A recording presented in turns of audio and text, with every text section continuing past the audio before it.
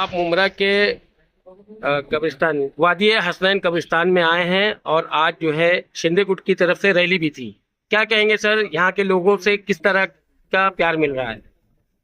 नहीं देखो, जितने भी एमपी बने हैं उनमें सब में डॉक्टर श्रीकांत शिंदे एक उसको वक्ता, जिसने पार्लियामेंट में अपने महाराष्ट्र से लेके तो मुंबई से लेके के चुनाव क्षेत्र में जब जब भी सेशन होता है, अधिवेशन होता है, जो पायाभूत मूलभूत सुविधाएं जनता को होना चाहिए उसके लिए काम किया है। मुझे लगता है कि यहाँ के लोग, यहाँ की आवाम वो धनुष्यबाण ये निशानी पे 20 तारीख को बटन दबाएंगी और तीसरी बार उनको लोकसभा में भी। सर, एक मुस्लिम कैंडिडेट होते मुस्लिम नेता होते हुए जिस तरह से राज ठाकरे का मुमरा को लेकर के बयान आया था, उस पर आपकी क्या प्रतिक्रिया है? देखो, अलग अलग नेताओं का अलग अलग विचार रहता है। राज ठाकरे साहब की पार्टी अलग है, वो आज उनको सपोर्टर है, लेकिन हर आदमी के अपने बयान के ऊपर अगर हमने कुछ ना कुछ अगर ढूंढे या देखे तो उसको निकलेगा। मुझे लगता है ये मुमरा इतनी अच्छी बस्ती है, यहाँ आने के बाद में मुझे तो थोड़ा थोड़ा कश्मीर का लुक उठता है। चारों तरफ से पहाड़ी, पहाड़ी के बीच में बसे हुए लोग और अच्छे लोग, सच्चे लोग यहाँ रहते हैं। कोई क्या बोलेगा इससे ज्यादा, जो 20 तारीख के दिन मुझे लगता है ऐसा कि माइनॉरिटी डिपार्टमेंट की तरफ से मैं तो इतना बताऊंगा कि मैं 25 साल से 5 बार मिनिस्टर बना हूँ, एमएलए हूँ, कई वर्षों से राजकारण करता हूँ, लेकिन जो हमारा माइनॉरिटी डिपार्टमेंट 30 करोड़ का था उसको 500 करोड़ का करने का काम भी ये जातिवादी सरकार जिसको बोलते हैं हिंदुत्ववादी, वहां से ही हुआ है। आज हमारा मौलाना आजाद फाइनेंस कॉर्पोरेशन है, उसको 500 करोड़ रुपए, जहां जहां हमारी माइनॉरिटी की बस्ती रहेंगी वहां मस्जिद में जाने का रास्ता होगा, कब्रस्तान के वॉल कंपाउंड होंगे, स्कूल होंगे या शादी खाने, छोटे छोटे काम होंगे। ये सारे काम ये सरकार में जितने हुए हैं, मुझे लगता नहीं कि इससे पहले मैं कांग्रेस में भी 20 साल एमएलए रहा हूँ, इसके साथ भी 3 बार मिनिस्टर रहा हूँ, लेकिन जो पैसा, जो विकास का निधि माइनॉरिटी के लोगों को देने का काम यहाँ सरकार ने किया है, ये जो शिंदे सरकार, देवेंद्र जी के डीसीएम और अजीत दादा, ये ट्रिपल इंजन वालों ने जितना सपोर्ट किया, मुझे लगता नहीं कि इससे पहले मुसलमानों की माइनॉरिटी डिपार्टमेंट को इतनी मदद कभी नहीं मिली। ये मैं इसलिए बता रहा हूँ कि कोई भी इसके अंदर माहिती के अधिकार में मालूमात ले सकता है, मालूमात दे के क्या है रियल फैक्ट, कितना फर्क पड़ा है, कितना निधि दिया है, इसका अगर हमने देखे तो मुझे लगता है कि ये हमारे 2 साल में जितना निधि मिला, इससे पहले इतना निधि कभी सरकार को माइनॉरिटी डिपार्टमेंट ने नहीं दिया।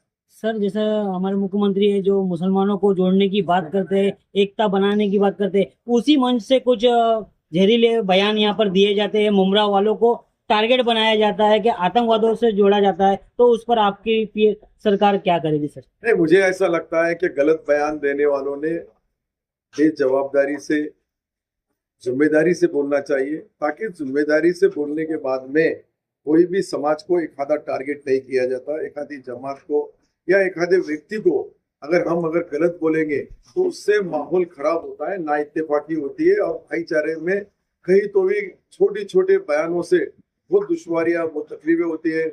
मैं इससे सभी भाइयों से बोलूंगा कि ये बस्ती हमारे महाराष्ट्र की, हमारे हिंदुस्तान की सबसे अच्छी बस्ती है, सबसे अच्छे लोग।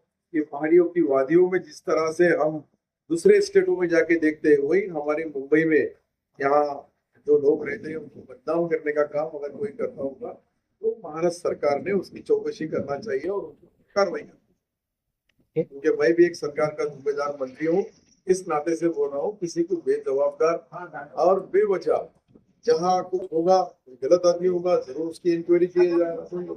कोई एक आधा व्यक्ति गलत हो सकता है, लेकिन पूरा विभाग, पूरा चुनाव क्षेत्र या पूरा मुमरा से लेके तो मुंबई तक ये सारे लोग उसके अंदर जिम्मेदार नहीं हो सकते। एक आधा इंडिविजुअल आदमी से कोई गलती हुई, इंडिविजुअल कोई गुनाहगार रहा तो वो गुनाहगार हो सकता है, पूरा समाज गुनाहगार नहीं हो सकता। सर, राजन कीने यहाँ के जो पूर्व नगर सेवक है वो इस वक्त जो है बहुत ही लगन के साथ जो है प्रचार कर रहे हैं, उनके लिए क्या कहेंगे? सभी लगन से काम कर रहे हैं। अभी देखो, वो माजी कॉर्पोरेटर है, तो लगता है उनकी बस्ती, उनके लोग जुड़े रहे राजकारण में, समाज कारण में। अलग अलग गांव के, अलग अलग जात के, अलग अलग धर्म के लोग रहते हैं, लेकिन सभी अपना जो भी एरिया में उनके वक्त किया हुआ काम होगा, अभी आने वाले वक्त में काम करने वाला हूँ। जैसा एकनाथ शिंदे साहब जो मुख्यमंत्री बनने के बाद मैं जो बदल देखा हूँ, इससे पहले कई मुख्यमंत्री बने, लेकिन वो मुख्यमंत्री सोने से चंदे से दूध पीने वाले मुख्यमंत्री में, और आम किसान का बच्चा जब अगर इतनी बड़ी जिम्मेदारी बड़े पद पे पहुंचता है, तो इसलिए सर्वसामान्य गौर गरीब शेतकरी शेत मजदूर ये सब लोगों को न्याय और इंसाफ दिलाने का काम करते हैं। मुझे लगता है कि उन पे विश्वास, इस सरकार पे विश्वास, और अजीत पवार से लेके तो देवेंद्र जी से लेके एकनाथ शिंदे साहब तक और उनके साथ जुड़े हुए तमाम लोग, अभी यहाँ सारे अलग अलग लोगों से जुड़े हुए, कोई छोटे समाज से होगा, कोई बड़े समाज से होगा। हमारा हिंदू भाई बड़ा भाई है तो मुसलमान छोटा है, दलित भाई उनसे भी बरोबरी में छोटा है। ये ऐसे छोटे छोटे समाज मिलके जहाँ तेली माली कोली धनगर सुतार पवार मनियार वो छोटी छोटी जाते हैं, लेकिन ये सब जब एक इकट्ठा होती है तो एक ताकत बनती है। वो ताकत यहाँ के कॉर्पोरेटर जी ने जो लगाया, मैं उनका तहे दिल से शुक्रिया। सर एक आखिरी सवाल है, आप एकनाथ शिंदे जी की बात कर रहे हैं तो उन्होंने हाजी मलंग को लेकर के भी बहुत बड़ा बयान दिया था, मलंगगढ़। देखो क्या है, ऐसे कहीं हमारे दरगाह है, कहीं ऐसे है जो वहाँ उसको हिंदू लोग भी मानते हैं, तो हिंदू लोग मानते हैं। ऐसा कोई समाज नहीं है कि जो समाज के लिए मानने का काम, कई दरगाह है कि वहाँ मुसलमानों से ज्यादा हिंदू भाई, हमारे एरिया में भी मराठवाड़ा में औरंगाबाद में ऐसी कई दरगाह है तो वहाँ हिंदू लोग भी बड़े पैमाने पे जाते हैं, और मुसलमान के साथ वो भी जो इबादत जिसको करना है वो उसकी भाषा में करता है, उसके समाज की धार्मिक विधि से करता है, लेकिन मलंग तो एक ही रहेगा, वो कोई बार बार दूसरी जगह बांटा नहीं जाएगा। लेकिन सर यहाँ पे सवाल ये है कि उद्धव ठाकरे साहब का एक बयान बार बार कोट किया जा रहा है कि उन्होंने बाबरी गिराई इस तरह से दावा करते हैं।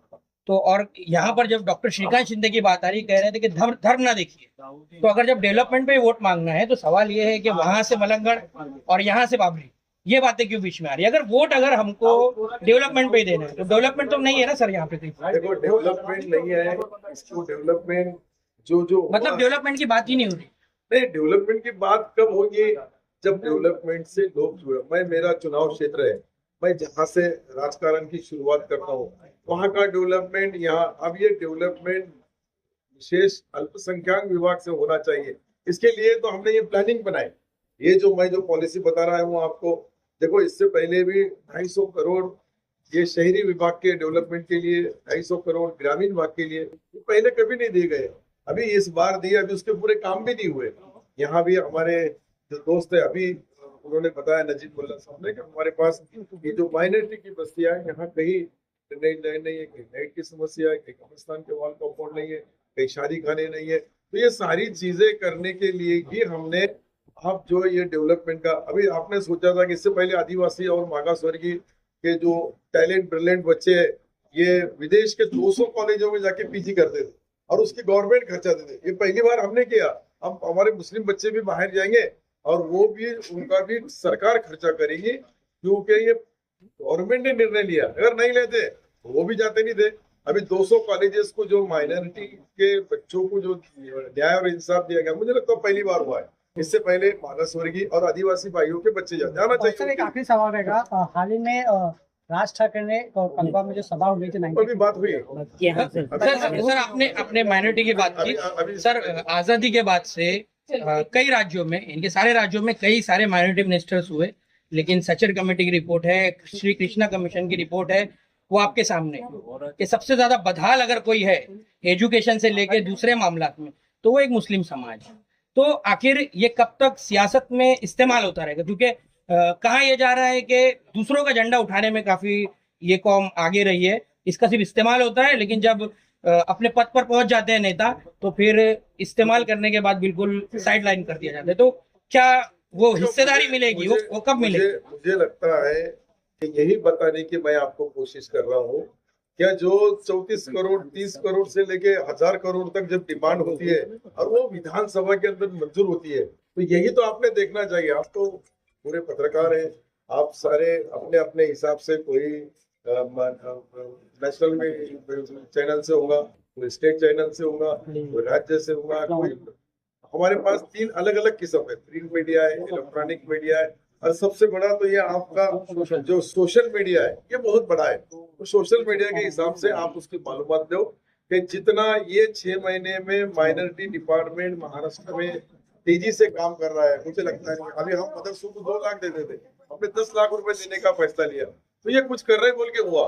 हमारे बच्चे जो इंजीनियर बनते थे, मेडिकल को जाते थे, उनको मौलाना आजाद फाइनेंस से फाइनेंस नहीं होता था। आज मैं उनको 20 लाख रुपए फाइनेंस करता हूँ। अच्छा, डॉक्टर बनो, इंजीनियर बनो, और बनने के बाद में ये पैसा दूसरे भी उसके आंकड़े कुछ बता सकते हैं मौलाना आजाद कमीशन से? ये सवाल बहुत बड़ा है।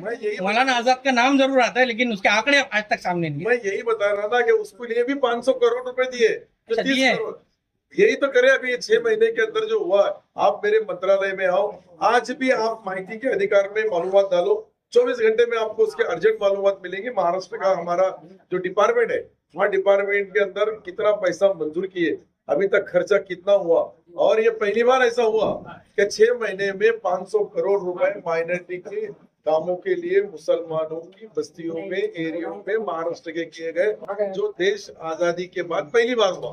तो जो हो रहा है वो भी करना चाहिए, और जो कर रहा है उसके बारे में भी सोचना चाहिए। अभी इंटरनेशनल एक अलग लोग रहते हैं, कोई देश लेवल पे बोलने वाले अलग रहते हैं, स्टेट लेवल पे बोलने वाले अलग रहते हैं, और अपनी डिस्ट्रिक्ट में, अपने चुनाव क्षेत्र में बोलने वाले अलग। एक आखिरी सवाल सर, एक आखिरी सवाल। इस वक्त माइनॉरिटी मिनिस्टर है आप, बोलो।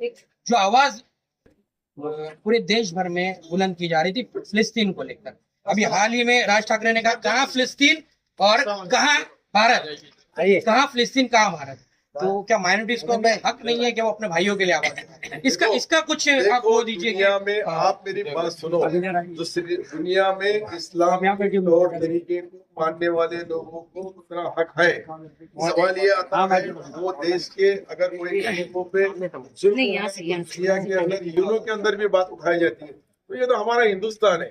कहीं भी जहाँ जुल्म होता है वहाँ आवाज उठाना चाहिए, वो जायज है ना जायज है उसको भी सोचना चाहिए। लेकिन मुझे लगता है कि राज ठाकरे साहब के बयान पे इतनी बयानबाजी करने की जरूरत नहीं है। मुझे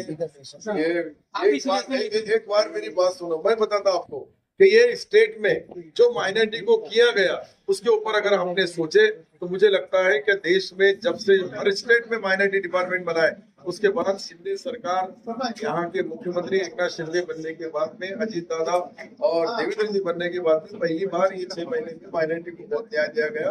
बहुत मुझे लगता है कि हिंदुत्ववादी सरकार है, हिंदुत्ववादी सरकार ने क्या काम किया है वो भी सोचना चाहिए, वो भी बताना चाहिए। ये नेगेटिव बातें बताना बहुत सोपा है, लेकिन अगर पॉजिटिव काम कोई सरकार करता है तो उसके बारे में भी सोचना चाहिए। यही चर्चा है शहर में, थोड़े लोगों की बात सुनिए। और भी बात हो जाए। शहर की जो है, मुंबई शहर की हमेशा नेगेटिविटी बात जो है आगे चलती है, पॉजिटिविटी बात जो है मुंबई की कोई बताता नहीं, यही शहर में चर्चा है। मैं तो यही मैंने आपको ये बताया, आपने सुना नहीं होगा, इतनी वादियों में, इतनी पहाड़ियों में बसा हुआ ये बस्ती, ये सबसे खूबसूरत एरिया, अच्छा एरिया, खाड़ी में के लोग भी यहाँ से आजू बाजू से देखे तो ये बस्ती अच्छी है, लोग अच्छे। एक आधा आदमी गलत हो सकता है, मैं बार बार बता रहा हूँ, लेकिन एक आदमी गलत होने से पूरा एरिया को आप बदनाम नहीं कर सकते। सर यही बात है, अगर मुसलमान अगर एक चीज गलत करता है तो उसको जो है टीआरपी के लिए जो है उसको बहुत कुछ बताया जाता है, लेकिन अगर वही ये काम आप भी करते हैं और सर इन्हीं बयानात टीआरपी मिली, वहाँ तुमने राज ठाकरे साहब को डाल दिया। सर इन्हीं बयानात साहेब आधी आपण लोकांचं काय प्रश्न आहे ते ऐकूया।